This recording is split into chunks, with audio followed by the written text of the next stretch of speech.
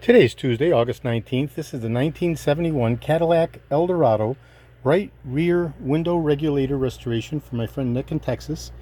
This is the last component that completes his order. I've already restored his motor, his 4-button cluster switch, and the power door lock actuators. And this is the final component in the order that makes up the complete deliverables for my friend Nick.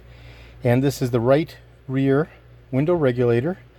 It includes all of the components having been disassembled, re-riveted, and the roller replaced, and the surface retreated and climatized with a corrosion resistant surface treatment.